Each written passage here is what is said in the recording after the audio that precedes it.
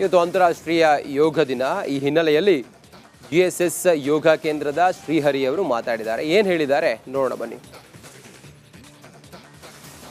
ನಮ್ಮ ಜೊತೆ ಹರಿ ಅವರಿದ್ದಾರೆ. ಈ GSS ಯೋಗ ಕ್ಲಾಸನ್ನು ಆರಂಭ ಮಾಡಿದವರು ಮತ್ತು ಮೈಸೂರಿನಲ್ಲಿ ಅಂತಾರಾಷ್ಟ್ರೀಯ ಯೋಗ ದಿನಾಚರಣೆಯಲ್ಲಿ ವೀಕ್ಷಕರೇ ನೀವು ನೋಡಿರ್ತೀರ, ಬೇಕಾದಷ್ಟು ಜನ ಅದರಲ್ಲಿ ಪಾರ್ಟಿಸಿಪೇಟ್ ಮಾಡ್ತಾರೆ. ಈ ಸಾರಿನೂ ಕೂಡ ಅಷ್ಟೇ ಭರ್ಜರಿಯಾಗಿ ಮಾಡ್ತಾಯಿದ್ದಾರೆ. ಶ್ರೀಹರಿ ಅವರು ಮೈಸೂರಲ್ಲಿ ಅಂತಾರಾಷ್ಟ್ರೀಯ ಯೋಗ ದಿನಾಚರಣೆಯನ್ನು ಆರ್ಗನೈಸ್ ಮಾಡಿದಂಥವ್ರು. ಸರ್, ಏನು ಹೇಳೋಕೆ ಬಯಸ್ತೀರಾ? ಇಡೀ ಜಗತ್ತಿಗೆ ನಮ್ಮ ಭಾರತದ ಕೊಡುಗೆ ಅಂತ ಅಂದರೆ ಯೋಗ ಅಂತ ಹೇಳುವಂಥದ್ದು. ಸೊ ನಮಗೆಲ್ಲ ಹೆಮ್ಮೆ, ಭಾಳ ಸಂತೋಷ. ನೀವು ಬಹುಶಃ ಬದುಕಿಡೀ ಅದನ್ನು ಮಾಡ್ಕೊಂಡು ಬಂದಿದ್ದೀರಾ. ನಿಮ್ಗೆ ಈ ಹಂತದಲ್ಲಿ ಏನು ಅನಿಸುತ್ತೆ? ತುಂಬ ಚೆನ್ನಾಗಿ ಅನಿಸುತ್ತೆ. ಮೈಸೂರಿನ ವಾತಾವರಣ ತುಂಬ ಚೆನ್ನಾಗಿದೆ. ಇಲ್ಲಿನ ಆಕ್ಸಿಜನ್ ಚೆನ್ನಾಗಿದೆ, ಇಲ್ಲಿನ ಜನ ಚೆನ್ನಾಗಿದ್ದಾರೆ, ಇಲ್ಲಿನ ಕಲ್ಚರ್ಸ್ ಚೆನ್ನಾಗಿದೆ, ಇಲ್ಲಿನ ನೆಲ ಜಲ ಎಲ್ಲವೂ ಚೆನ್ನಾಗಿದೆ. ಇದೆಲ್ಲವೂ ಪಾರ್ಟ್ ಆಫ್ ಯೋಗನೇ. ಇದನ್ನು ಹಾರ್ನೆಸ್ ಮಾಡ್ತಾ ಇರೋವಂಥದ್ದು ನಾವು ಆಸನಗಳ ಪ್ರಾಣಾಯಾಮದ ಮುಖಾಂತರ ಮಾಡ್ತಾ ಇದ್ದೀವಿ. ಮೈಸೂರಿನ ಜನತೆ ಹೇಗೆ ಅಂತಂದರೆ 6 ಗಂಟೆಗೆ ಸ್ಪಂದಿಸ್ತಾರೆ. ಇಲ್ಲೊಂದು 300ಕ್ಕೂ ಜಾಸ್ತಿ ಯೋಗ ಶಾಲೆಗಳಿದೆ. ಎಲ್ಲರೂ 5:45ರಿಂದ 6 ಗಂಟೆಗೆ ಶುರು ಮಾಡ್ತಾರೆ. 90% ಜನ ಇದನ್ನು ಫ್ರೀಯಾಗಿ ಮಾಡ್ತಾ ಇದ್ದಾರೆ. ಒಂದು 10% ಜನ ಇದನ್ನ ಪ್ರೊಫೆಷನ್ ಆಗಿ ತೊಗೊಂಡಿದ್ದಾರೆ. ಎರಡೂ ಓಕೆ ನಮಗೆ. ಮೈಸೂರಲ್ಲಿ 2015ಗೆ ಶುರು ಆದಾಗ ಸುಮಾರು ಒಂದು 15-20 ಸಾವಿರ ಜನ ಮಾಡ್ತಾಯಿದ್ರು ಯೋಗ ಪರ್ ಡೇ. ಈಗ ಹತ್ತತ್ರ ಒಂದು 2 ಲಕ್ಷ ಜನ ಯೋಗ ಪರ್ ಡೇ ಮಾಡ್ತಾ ಇದ್ದಾರೆ. ಮೈಸೂರಲ್ಲಿ 2 ಲಕ್ಷ ಜನ ಮಾಡ್ತಾರೆ. That's great.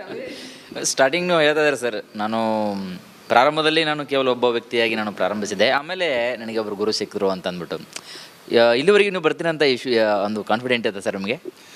ನಾನು ಹುಟ್ಟೂರು ಬೆಂಗಳೂರು, ಬದುಕಿ ಬಾಳಿದ್ದೆಲ್ಲ ಬೆಂಗಳೂರು. ಇಲ್ಲಿ ರಿಸರ್ಚ್ ಮಾಡಬೇಕು ಅಂತಲೇ ಬಂದೆ. ಯೋಗದಲ್ಲಿ ಹೈಯರ್ ರಿಸರ್ಚ್ ಬೇಕಾಗಿತ್ತು. ಮಾಡೋದಕ್ಕೆ ಬೆಂಗಳೂರಲ್ಲಿ ಆಗಲಿ ಪಟ್ಟಾಭಿ ಜೋಯಿಸ್ ಇದ್ದರು. ಸೊ ಅವ್ರ ಜೊತೆ ನಾನು ಮಾತಾಡ್ತಾ ಇದ್ದೆ, ಅವ್ರು ಮಾಡೋದನ್ನೆಲ್ಲ ನೋಡ್ತಾ ಇದ್ದೆ.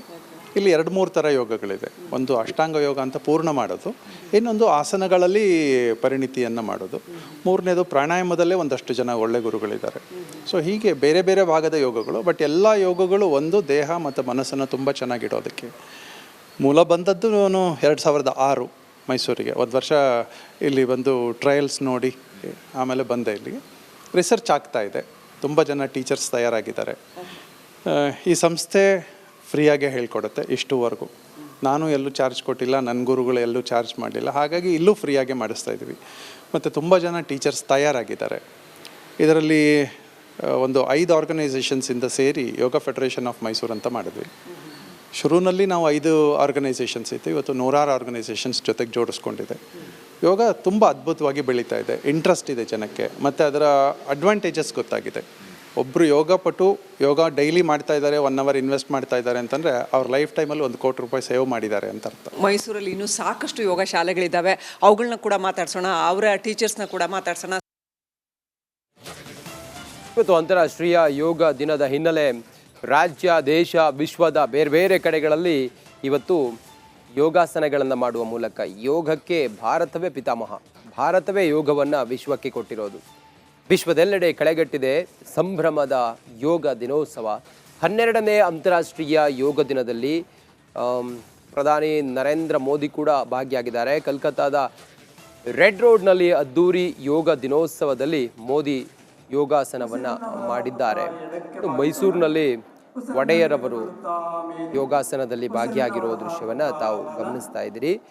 ಸಂಭ್ರಮದ ಯೋಗ ದಿನೋತ್ಸವಕ್ಕೆ ಸಾಕ್ಷಿ ಆಗ್ತಾ ಇದೆ. ಮೈಸೂರು, ಹುಬ್ಬಳ್ಳಿ, ಬೆಳಗಾವಿ, ಹೊಸಪೇಟೆಯಲ್ಲೂ ಕೂಡ ಚಿಕ್ಕೋಡಿಯಲ್ಲಿ ನೀರಿನಲ್ಲಿ ಯೋಗಾಸನಗಳನ್ನು ಮಾಡುವ ಮೂಲಕ ವಿಶೇಷವಾಗಿ ಚಿಕ್ಕೋಡಿಯಲ್ಲಿ ಯೋಗ ದಿನಾಚರಣೆಯನ್ನು, ವಿಶ್ವ ಯೋಗ ದಿನವನ್ನು ಆಚರಿಸುತ್ತಿರುವಂಥ ದೃಶ್ಯ ಒಂದು ಕಡೆಯಲ್ಲಾದರೆ, ಮೈಸೂರು ಸೇರಿದಂತೆ ಹುಬ್ಬಳ್ಳಿ ಸೇರಿದಂತೆ ರಾಜ್ಯದ ಬೇರೆ ಬೇರೆ ಕಡೆಗಳಲ್ಲಿ ಯೋಗಾಸನವನ್ನು ಇವತ್ತು ವಿಶ್ವ ಯೋಗ ದಿನದ ಹಿನ್ನೆಲೆಯಲ್ಲಿ ಮಾಡುತ್ತಿದ್ದಾರೆ. ಮುಂದಿನ ಹಂತ ಕುತ್ತಿಗೆಯನ್ನು ಬಲ ಎಡ ಬಾಗಿಸುವಂತಹ ಕ್ರಿಯೆ.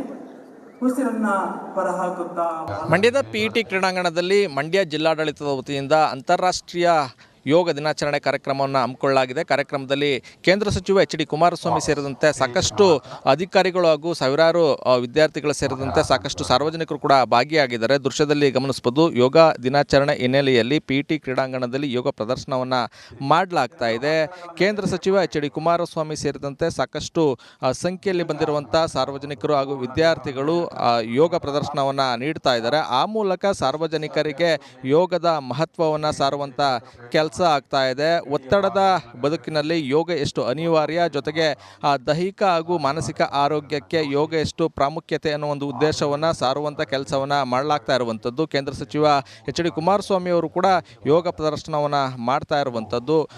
ಯೋಗ ಗುರುಗಳು ಮಾರ್ಗದರ್ಶನದಲ್ಲಿ ಸಾಕಷ್ಟು ಸಂಖ್ಯೆಯಲ್ಲಿ ಯೋಗ ಪಟುಗಳು, ಜೊತೆಗೆ ವಿದ್ಯಾರ್ಥಿಗಳು, ಜೊತೆಗೆ ಸಾರ್ವಜನಿಕರು ಯೋಗ ಪ್ರದರ್ಶನದಲ್ಲಿ ಭಾಗಿಯಾಗಿರುವಂಥದ್ದು. ಜೊತೆಗೆ ಆ ಮೂಲಕ ಯೋಗದ ಮಹತ್ವವನ್ನು ಸಾರುವಂಥ ಕೆಲಸವನ್ನು ಮಾಡಲಾಗ್ತಾ ಇದೆ. ಕ್ಯಾಮ್ರಾಮನ್ ಇನ್ನೊಂದು ಜೊತೆ ಆನಂದ್, ರಿಪಬ್ಲಿಕ್ ಕನ್ನಡ, ಮಂಡ್ಯ.